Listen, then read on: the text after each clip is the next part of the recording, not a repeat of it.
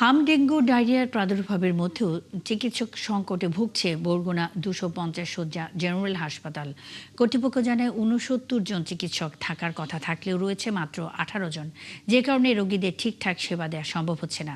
সাগর আকনের তথ্য ও ছবিতে প্রতিবেদন। বছরের শুরু থেকেই বরগুনায় বেড়েছে ডেঙ্গুর প্রকোপ।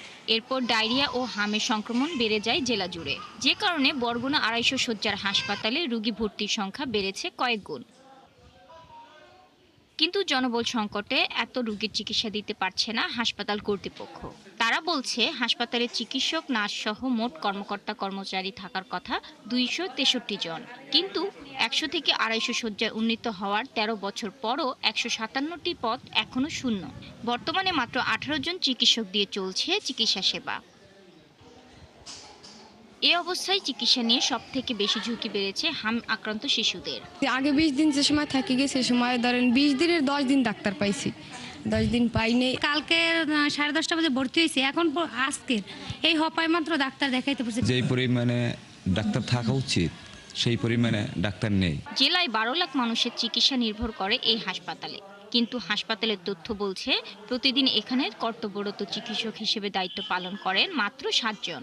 ডাক্তার পাচ্ছি না, ডাক্তারই পাওয়া যায় না। ডাক্তার একদিন আই আর পরদিনে আয় না, ডাক্তারই কম পাইতে। নার্সিং আছে, নার্সিং যারা এরা তো বেশ একটা তৎপর করে কাজ করে। হাসপাতাল কর্তৃপক্ষ বলছে 250 শয্যায় শুধু ভবনটা পেয়েছেন তারা, কিন্তু জনবল সংকট বাড়ানো হয়নি।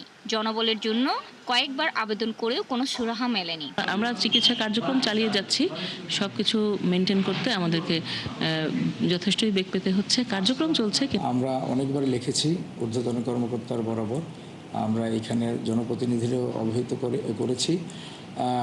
আশা রাখি যে আমরা হয়তো খুব তাড়াতাড়ি জনবল সংকট কাটিয়ে উঠতে পারবো। চিকিৎসা সংকটের কথা স্বীকার করে দ্রুত ব্যবস্থা নেওয়ার আশ্বাস দিয়েছে এলাকার সংসদ সদস্য। আমি আবার ঢাকা যাচ্ছি, ঢাকা যাওয়ার পর আমি ডাইরেক্ট মন্ত্রণালয়ে যাব। আমি মন্ত্রী যিনি আছেন তার সাথে, এই ডিপার্টমেন্টের তার সাথে আমি ডাইরেক্ট কথা বলব।